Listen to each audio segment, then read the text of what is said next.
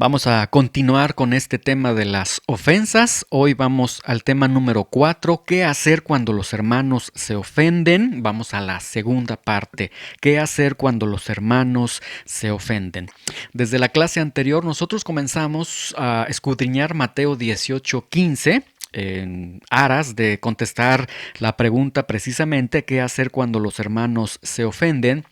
Y veíamos que Mateo 18:15 al 20, pero sobre todo Mateo 18:15, que fue el versículo con el que iniciamos, dice, por tanto, si tu hermano peca contra ti, ve y repréndele, estando tú y él solos. Si te oyere, has ganado a tu hermano.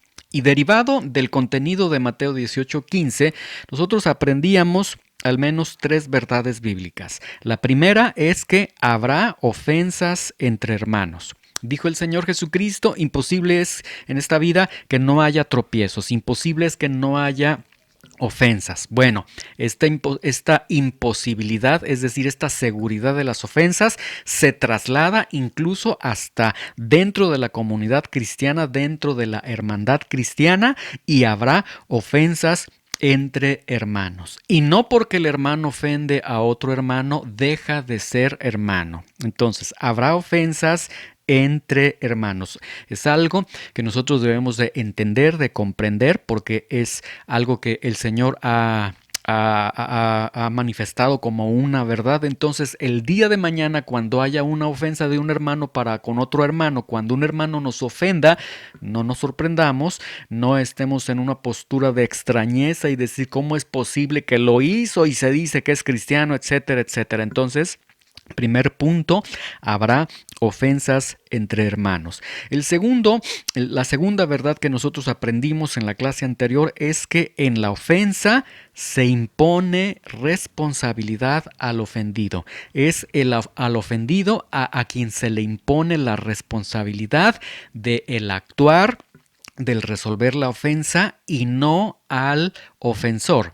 Y explicábamos también en la clase anterior que esto puede representar un golpe duro a nuestro orgullo, a nuestro ego, y nuestros argumentos humanos pueden decir, pero si él es el que me ofendió, que él venga a arreglarse conmigo. No, la palabra de Dios está en un polo totalmente opuesto y está diciendo, tú fuiste ofendido, tú debes de ir a buscar a tu hermano y resolver el conflicto.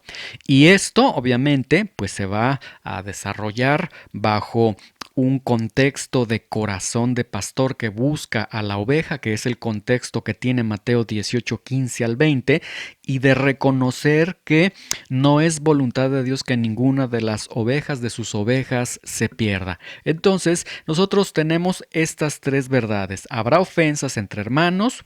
En la ofensa, la responsabilidad recae sobre el ofendido, no sobre el ofensor. Si se te hace injusto, puedes tú pelearte con el autor de estas palabras. Y número 3, en la ofensa siempre, es decir, si en la ofensa el que da el primer paso, el que tiene toda la responsabilidad de resolver la ofensa es el ofendido, entonces el ofendido debe actuar bajo el contexto de un corazón de pastor que busca la oveja, que reconoce que no es la voluntad de Dios que se pierda ninguna de las ovejas del redil del Señor, ¿sí?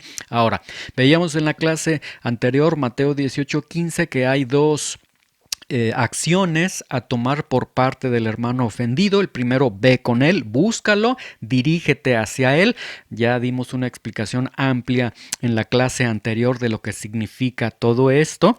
Y el siguiente es repréndele. Y vamos en esta clase entonces a comprender, a entender qué significa esta acción de repréndele estando tú y él solos, es decir, repréndele en privado. Muy bien, el primer punto que nosotros debemos de considerar es que la palabra repréndele que se está utilizando aquí es el griego, la palabra griega elenjo, de donde viene el término latino elenco, y este término elenjo significa poner en evidencia o exponer. Entonces, el primer punto que nosotros debemos de comprender es que elenjo, repréndele, no tiene una implicación de regañarlo, de humillarlo o de ajustar cuentas. Normalmente el ofendido puede decir, bueno, sí, voy a ir con el hermano que me ofendió, me va a escuchar, lo voy a poner en su lugar, voy a arreglar la situación, voy a ajustar cuentas, le voy a reprender, y muchas veces en nuestro lenguaje reprender sí se entiende como un regaño. Reprende al niño que se está portando mal.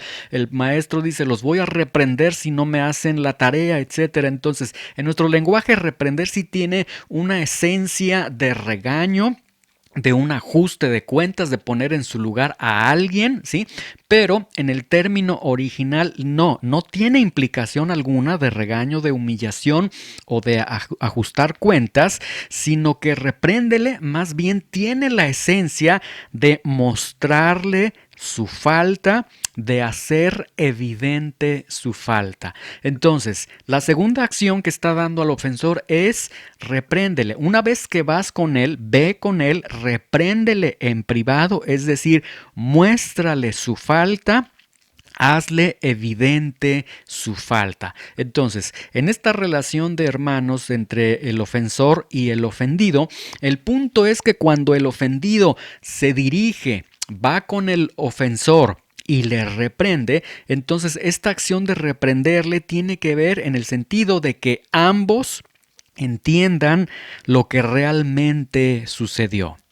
Esto me llama mucho la atención y me gusta cómo algunos autores describen esta acción de repréndele y la han denominado la segunda mirada, es decir, el revisar lo que sucedió, el llegar a un segundo chequeo, una segunda mirada, una segunda revisión para cerciorarnos, comprobar realmente qué es lo que sucedió, ¿sí? Y dicen estos autores, esta viene a ser una segunda mirada, porque dice incluso hasta los testigos oculares se equivocan. Esto obviamente tiene que ver en cuestiones de juicios, en cuestiones de los testigos cuando participan en un juicio, y es una realidad que los testigos, puedes tener tú 5 testigos en un evento, en algo que sucedió. Ellos pueden ser testigos circunstanciales, pudieron estar en ese lugar, en esa hora, en ese momento, precisamente cuando se produce algún evento. Y la realidad de las cosas es que estos testigos, increíblemente, te darán 5 versiones distintas. En el mundo jurídico no existen declaraciones de testigos similares. De hecho, la misma ley nos da algunas disposiciones, y cuando un testigo dice exactamente lo que otro testigo dijo y lo que otro testigo dijo, es decir, si en un juicio 5 testigos dicen exactamente lo mismo, el juez de inmediato descarta el valor de lo que ellos han dicho, porque el juez está entendiendo que esos testigos han sido aleccionados, que están mintiendo y que alguien puso palabras en su boca, porque cada testigo es particular y cada testigo percibe, recibe los hechos, los interpreta y los manifiesta de forma muy particular, de acuerdo a su postura, de acuerdo a la visión que ellos tienen. Entonces, en este sentido, por eso dicen algunos autores, hasta los testigos oculares se equivocan. Entonces, si hasta los testigos que presencian una ofensa un evento o lo que sea, se pueden equivocar, cuánto más entre el hermano que ha sido ofendido y el ofensor cabría la posibilidad de que realmente se están equivocando y que realmente el hermano ofendido está exagerando la ofensa, o está entendiendo una ofensa en un sentido que no se dirigió, o está llamando una ofensa en lo que quizás a lo mejor no es ni siquiera una ofensa, fue algún error, alguna omisión que comete al hermano que le está llamando ofensor. Entonces, esto será bueno. Está repréndele, ve estando solos tú y él, para que ambos puedan entender lo que realmente sucedió.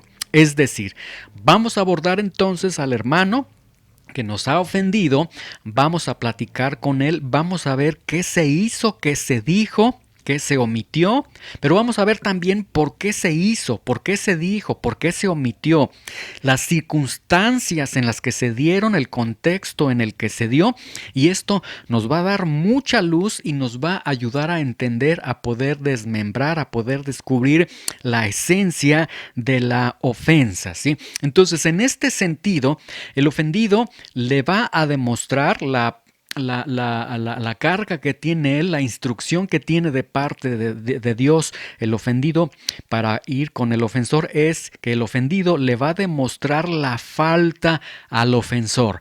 Vengo contigo.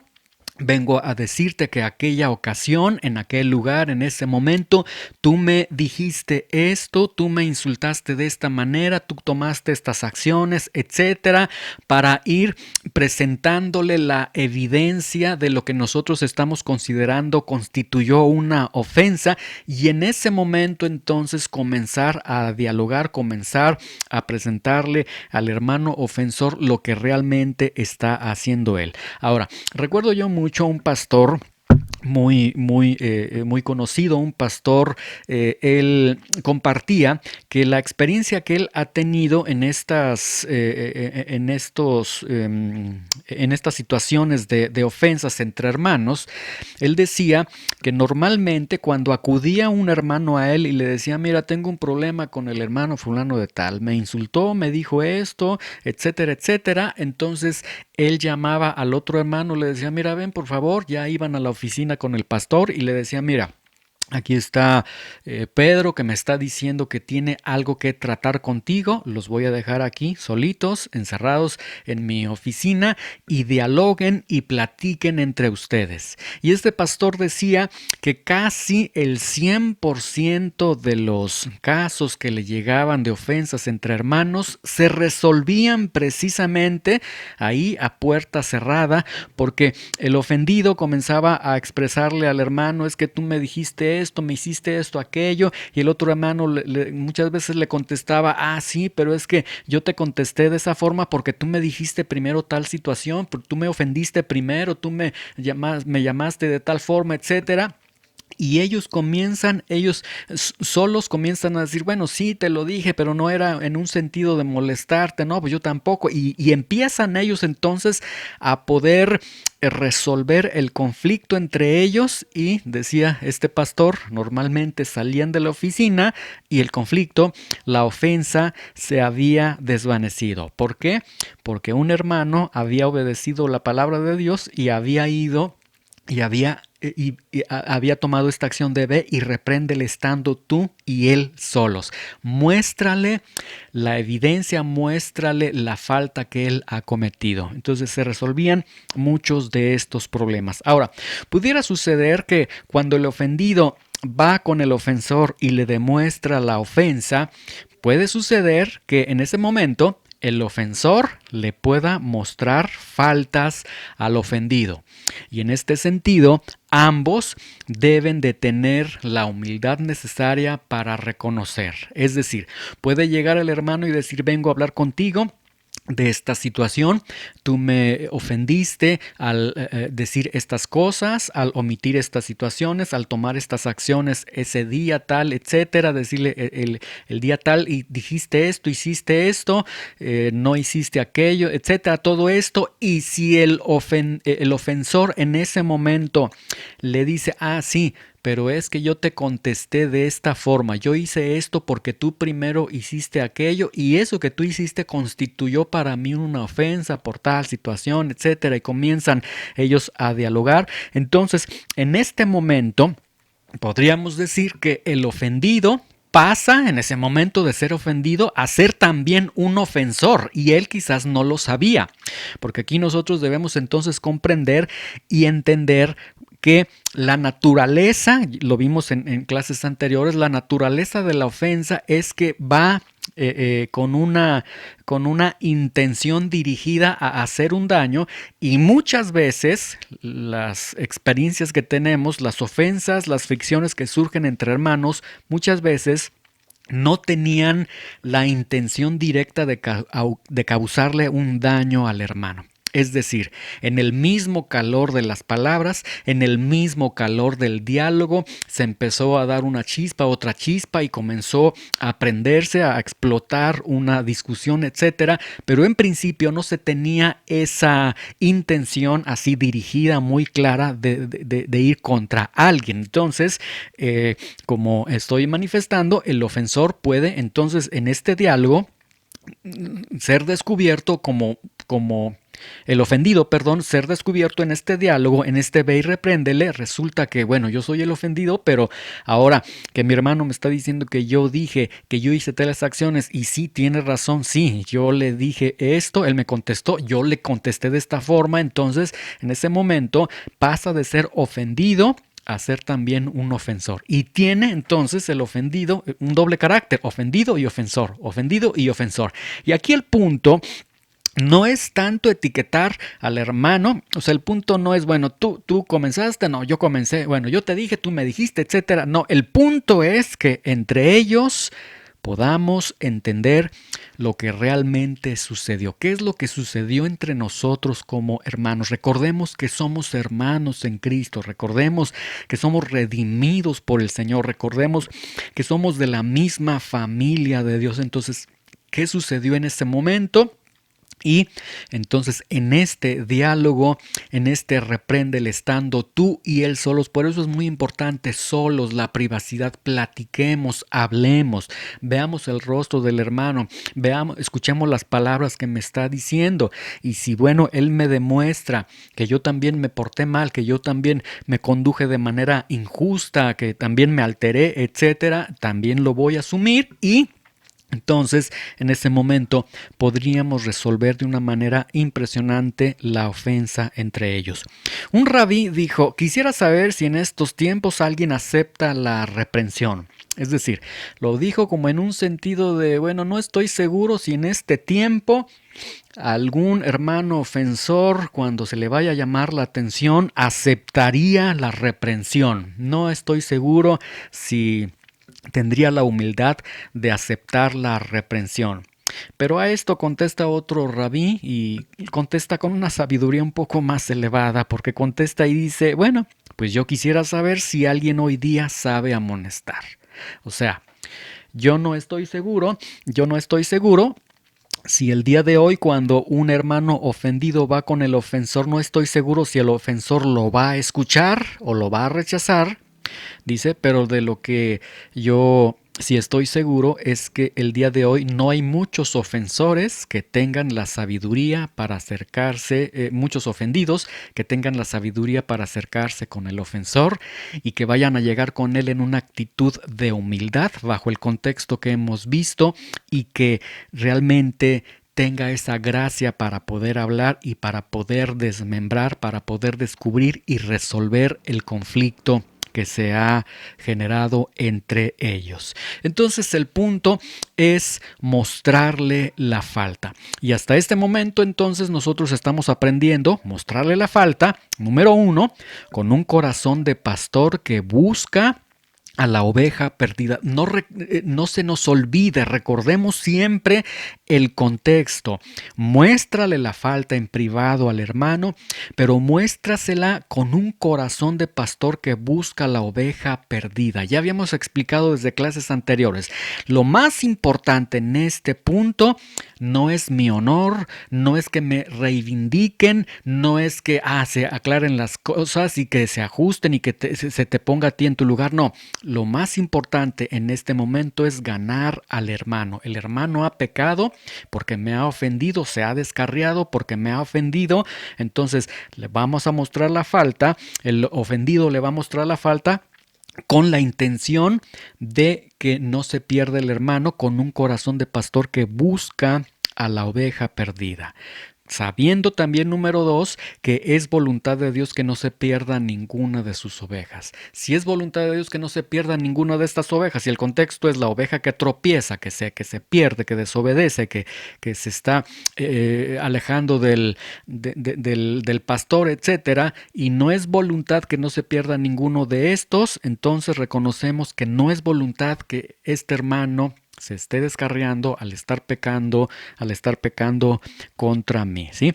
Y número 3, mostrarle la falta, bueno, está en un sentido de obedecer el mandato de Dios. Entonces entiendo cuál es el punto de repréndele, no tiene que ver con ajusta las cuentas, ponlo en su lugar. Tiene que ver con vamos a aclarar las cosas, vamos a descubrir nuestros corazones, vamos a ver todo lo que sucedió bajo todos los ángulos posibles y vamos a llegar entonces a la solución de este conflicto, y esto pues implica obedecer al mandato de Dios. Y otro punto que podemos sustraer de ve y muéstrale la falta al hermano es precisamente esa palabra, hermano, entender que dice tu hermano. Mateo 18:15, tu hermano. O sea, el punto que nosotros debemos también entender, que no se nos olvide, es que esa persona que me ha ofendido es mi hermano. Ese es el punto. Su ofensa no debe constituir para mí algún argumento para poder decir, no, él no es hermano.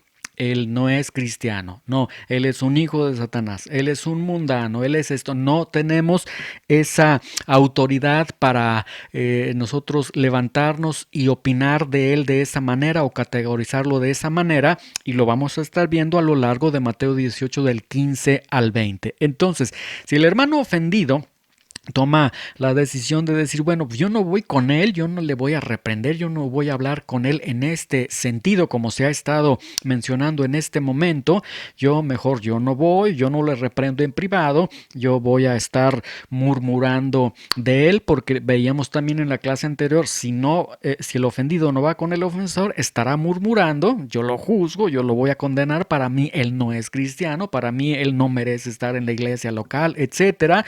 Yo voy a buscar la simpatía de otros, no, que él venga a hablar conmigo, él tiene un problema conmigo, él me ofendió, que él venga a hablar conmigo, etcétera. Todo esto, si el ofendido se aparta de esta forma y incurre en esto que estamos mencionando, pues realmente no nos engañemos.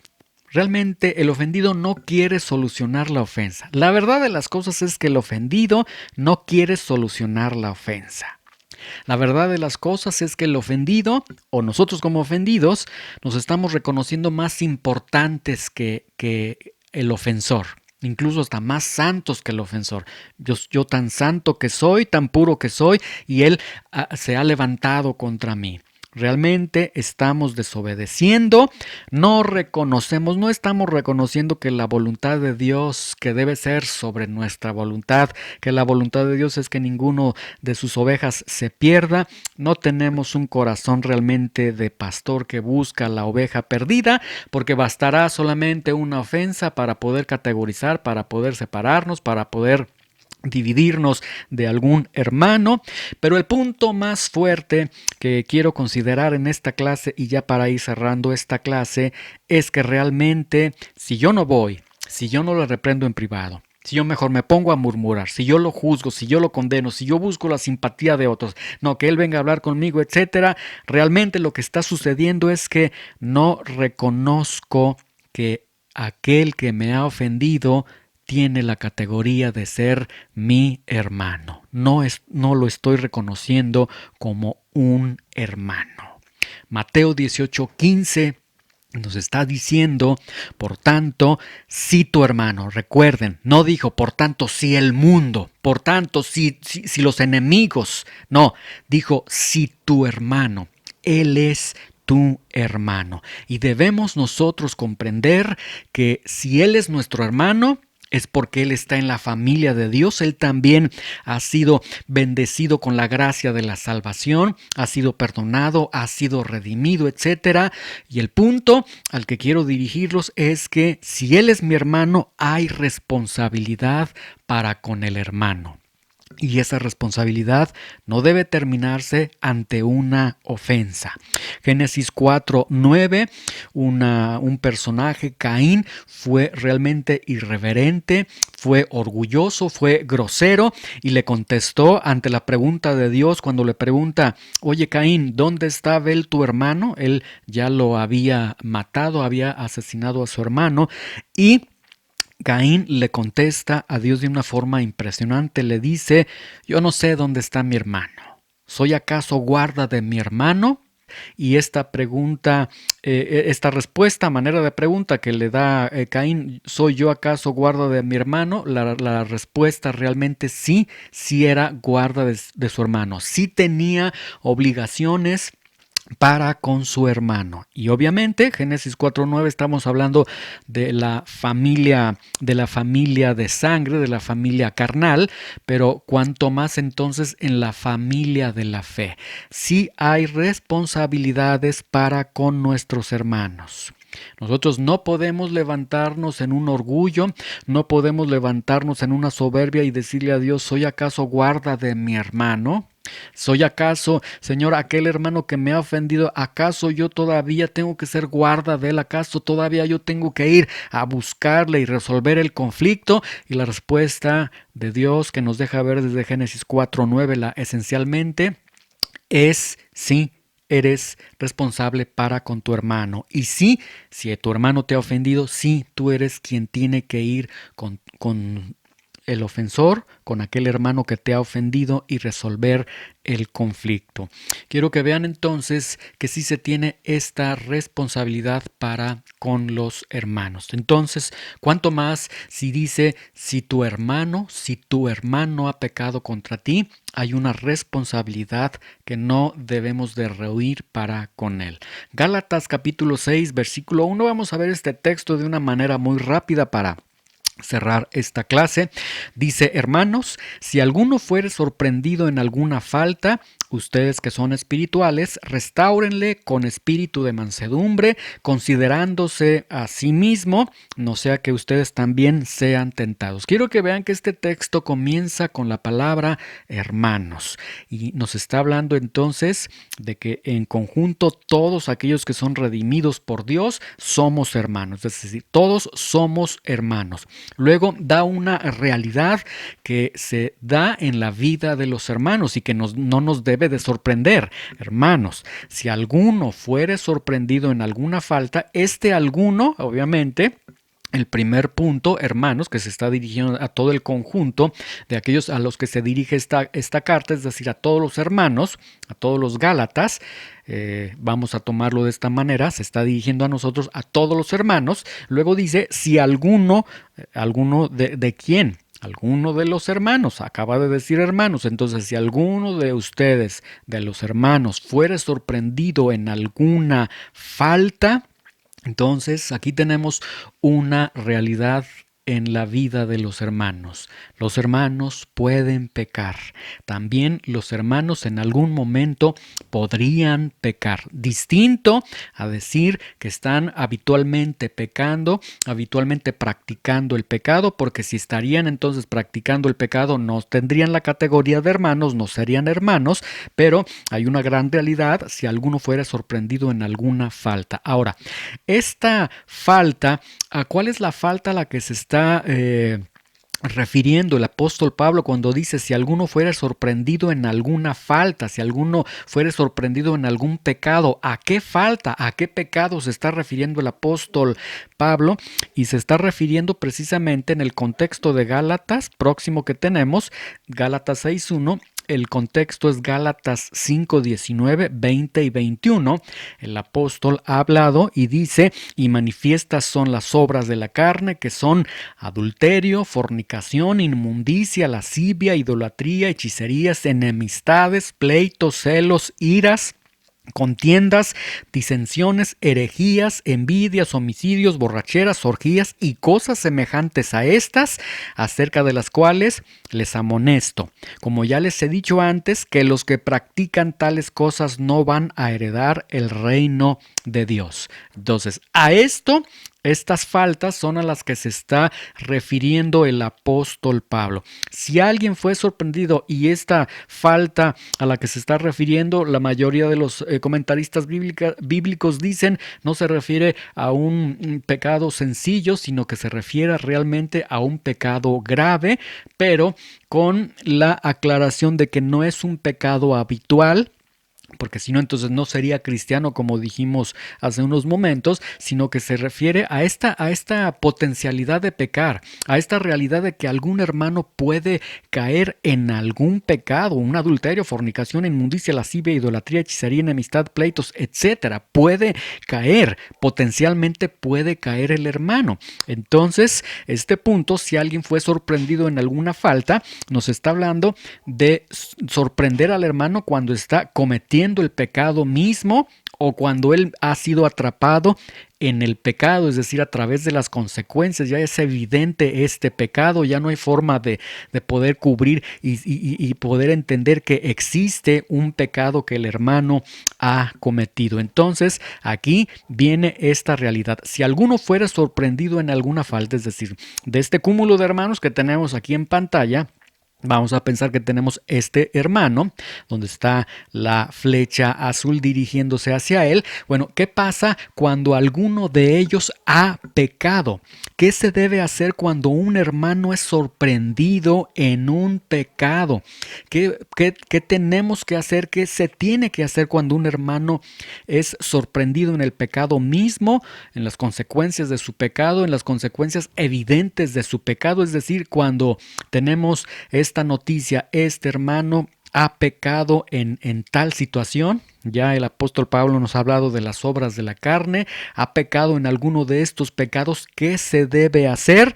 Y para fortalecer este punto que yo mencioné hace unos momentos, hay responsabilidad para con los hermanos. Entonces aquí dice, ustedes que son espirituales. El primer punto que nosotros tenemos aquí, la respuesta a qué se debe hacer cuando un hermano es sorprendido en pecado, dice el apóstol Pablo. Primero, dice, ustedes que son espirituales. El primer punto tiene que ver con los espirituales. Ahora, entendiendo Gálatas 6:1 y Gálatas 5:20, que vimos las obras de la carne, nosotros entonces aquí estamos entendiendo que el apóstol Pablo está dividiendo entre un grupo de espirituales y un grupo de carnales. Está haciendo este contraste entre espirituales y carnales. Ahora, quizás algunos escuchan carnales y pudieran preguntar y decir, ¿acaso estás hablando de cristianos carnales? ¿Acaso existen los cristianos carnales? Y aquí el punto que yo quiero inicialmente que veamos es que cuando dice ustedes que son espirituales, el primer punto es que Pablo está reduciendo el grupo de creyentes que deben de participar.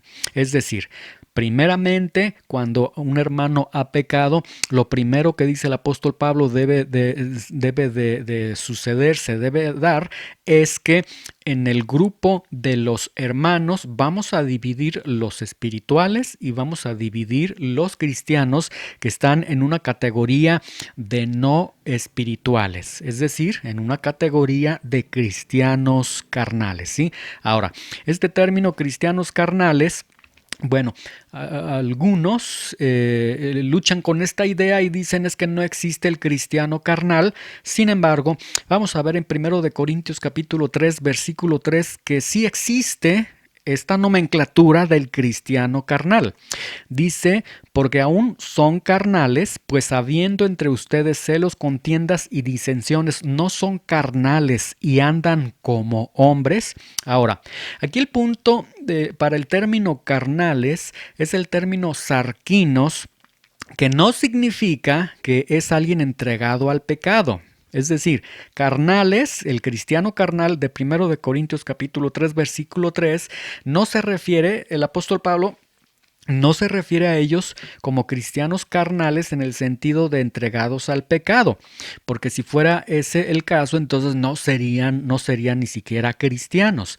Pero aquí el punto, para llamarles carnales, que utilice este término sarquinos, nos está hablando de cristianos inmaduros, cristianos que tienen un pensamiento terrenal todavía, que piensan como el mundo, que no actúan a la altura de lo que debe ser un cristiano. Entonces va en este sentido. Y el contexto, vemos, tiene que ver con que unos decían yo soy de Apolos, no, yo soy de Pablo, y había una discordia entre ellos, había una lucha entre ellos, contiendas, disensiones, celos, etcétera. Y por eso Pablo les dice, pues ustedes son carnales, o sea, finalmente no dejan de ser cristianos, pero son cristianos carnales, cristianos inmaduros. Entonces, esta connotación de cristiano carnal lo podemos entender como un cristiano inmaduro. Un cristiano inmaduro es aquel que una característica que tiene el cristiano inmaduro es que todo gira alrededor de su yo.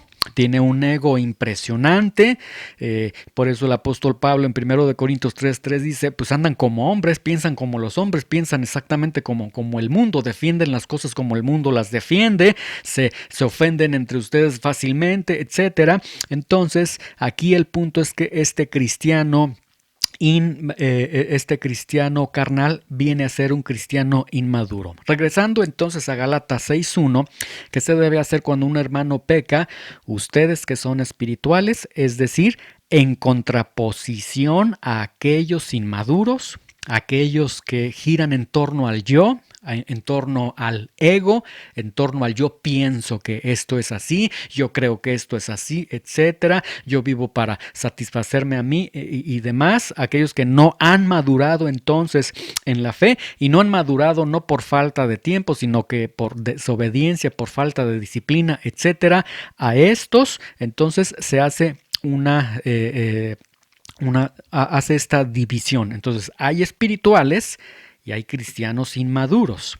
Ahora, ¿quiénes son los cristianos espirituales? Los cristianos espirituales, el contexto también próximo que tenemos es Gálatas 5:22, que dice, mas el fruto del Espíritu es amor, gozo, paz, paciencia, benignidad, bondad, fe, mansedumbre, templanza. Contra tales cosas no hay ley, pero los que son de Cristo han crucificado la carne con sus pasiones y deseos. Si vivimos por el Espíritu, andemos también por el Espíritu, no nos hagamos vanagloriosos, irritándonos unos a otros, envidiándonos unos a otros. Entonces, lo que aquí tenemos es que los espirituales, de acuerdo a Gálatas 5:22 al 26, son aquellos que llevan fruto del Espíritu Santo y que son llenos del Espíritu Santo, es decir, dirigidos por el Espíritu Santo. Entonces, Gálatas 6:1.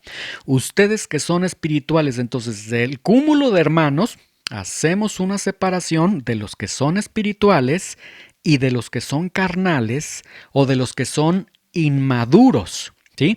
Y el primer punto, entonces, que nos deja ver Gálatas 6:1 es que no deben de participar los cristianos inmaduros, los cristianos carnales, en la restauración de aquel que ha pecado.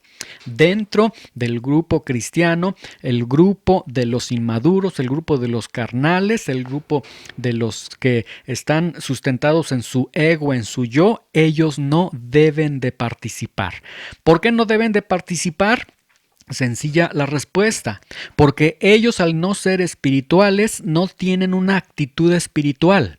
Y al no tener una actitud espiritual, ellos van a tener una actitud dura, una actitud fría, una actitud condenatoria, etcétera, etcétera. Y más que hacer un bien, van a hacer un daño al hermano que ha pecado. Entonces, este grupo se elimina, no está capacitado para restaurar con mansedumbre al hermano que ha pecado. Y entonces dice, ustedes que son espirituales, aquellos que llevan fruto del Espíritu, aquellos que son llenos del Espíritu Santo, que son dirigidos por el Espíritu Santo, es decir, ellos tienen la palabra de Dios. Efesios 5:8 dice, sean llenos del Espíritu, y luego Colosenses 3:13, la palabra de Cristo mora en abundancia en ustedes, lo que nos deja ver que ser lleno del Espíritu es sinónimo de ser lleno de la palabra de Dios. Ellos tienen la palabra de Dios en sus vidas, ellos tienen fruto del Espíritu Santo en sus vidas, es decir, ellos desarrollan el fruto del Espíritu, ellos tienen amor, gozo, paz, paciencia, benignidad, bondad, fe, mansedumbre, templanza.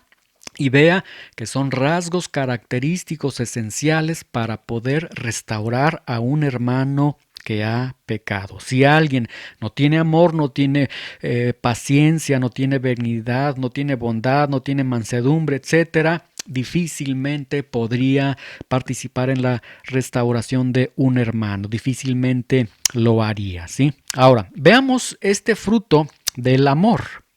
El amor, Dios es amor. Dice primero de Juan, Dios es amor. Y amor entonces es lo que nosotros debemos de ser. Entonces, ellos que son espirituales, como tienen el fruto del Espíritu que es amor, ellos van a amar al hermano que ha pecado. Ahora, esto, obviamente, yo no estoy hablando de emociones o sentimientos, porque el amor no son emociones o sentimientos, no es de, no ha pasado nada, no, se confronta al hermano, se va a restaurar al hermano, pero el punto es que el fruto del amor, la palabra amor que se está utilizando cuando se habla del fruto del amor, tiene que ver con un griego que tiene que ver no con emociones, con sentimientos, sino con una voluntad férrea de procurar el bien de la persona, procurar el bien de aquella persona, es decir, no imponerle ninguna condición. Entonces, el amor viene a ser, no me importa lo que hagas, no me importa lo que dejes de hacer, procuraré tu bien.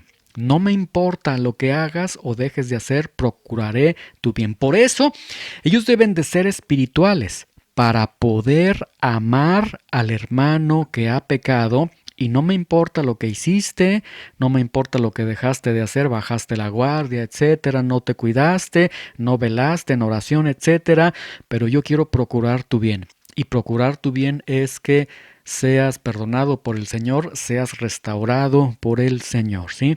Entonces, este grupo, los espirituales, al tener dirección de Dios, es decir, al tener la palabra de Dios, al tener el fruto del Espíritu, tener madurez en sus vidas, ellos son sujetos, ellos son mansos a las correcciones de Dios. Ellos mismos reciben las correcciones de Dios, las disciplinas de Dios, y ellos tendrán amor, tendrán paciencia para con los hermanos que han pecado. Solamente entonces ellos, los espirituales, solamente ellos son los que deben de participar.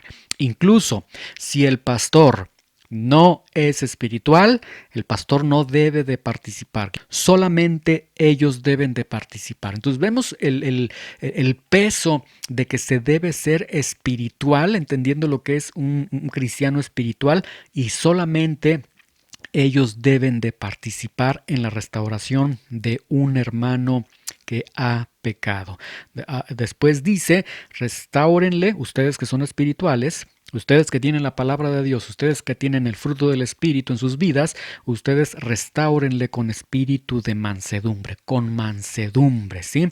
El carnal, el cristiano carnal o el cristiano inmaduro, podría ir a corregir a un hermano que ha pecado, y de hecho es el platillo favorito de ellos, pero irían en un sentido de juicio para él, que caiga el hermano, que el hermano sea castigado, debe ser castigado. Sí, sí, Dios lo perdona, pero que asuma las consecuencias de sus pecados. Vamos a exhibir a este hermano.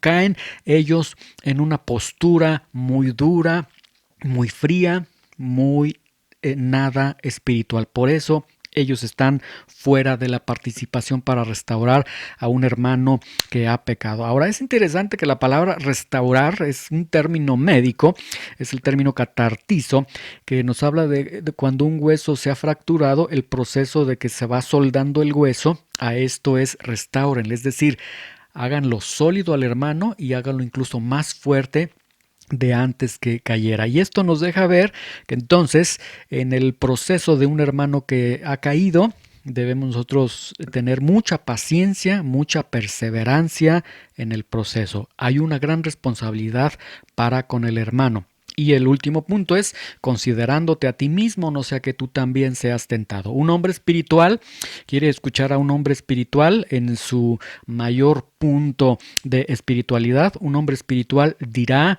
ay de mí, miserable.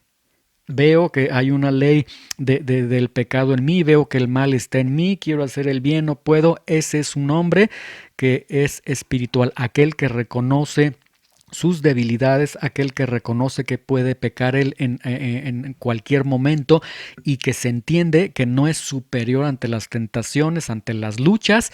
Ese hombre es un hombre espiritual. Ese hombre se va a considerar a sí mismo cuando esté restaurando, levantando al hermano que ha pecado, lo estará levantando considerándose a sí mismo. Pude yo haber sido ese hermano que pecó como ese hermano pecó, porque yo también soy tentado como Él es tentado, pero por la gracia de Dios estoy de pie todavía, pero esto no significa que no pueda caer. El que cree que esté firme, tenga cuidado, porque en la firmeza es cuando viene el derrumbarse, viene el caerse. Entonces, con esto, nosotros vemos que tenemos una responsabilidad para con los hermanos. Entonces, mostrarle la falta. Repréndele estando tú y él solos, nos está implicando hacerlo con un corazón de pastor que busca la oveja perdida, reconociendo, anteponiendo la voluntad de Dios, que no es voluntad que se pierda ninguna de sus ovejas, y ese hermano que me ofendió es una oveja del Señor, no es voluntad de Dios que se pierda él, entonces lo voy a hacer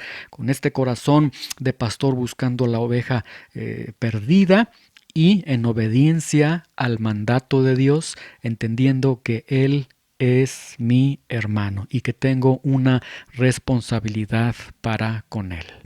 Señor, te damos gracias por esta clase, Señor, esta oportunidad que nos has dado. Gracias. Hemos considerado ya estas dos acciones, Señor, que tú das a aquel que ha sido ofendido. Ve y repréndele estando tú y él solos. Lo que podemos decirte, Señor, necesitamos de tu ayuda, necesitamos de tu gracia, porque en nuestras propias fuerzas no lo podríamos hacer. En nuestras propias fuerzas lo más seguro es que saldría juicio, saldría molestia, saldría juicio, saldría rumor, saldría condenación hacia aquel que nos ha ofendido. Pero en tu gracia, Señor, ayúdanos a actuar como el pastor amante actúa frente a aquellas ovejas que han pecado, que se han descarriado. Danos la gracia, Señor, para obedecer tu palabra, Señor, y para tratar aquellas ofensas, Señor, que tenemos pendientes cada uno de nosotros ya en nuestras vidas de forma privada, Señor. Te damos gracias y que tu palabra, Señor, sea una luz, un camino que se trace, el cual nosotros queremos transitar y queremos obedecer. Te damos gracias. Prospera tu palabra en nuestros corazones, en el nombre de Jesús. Amén.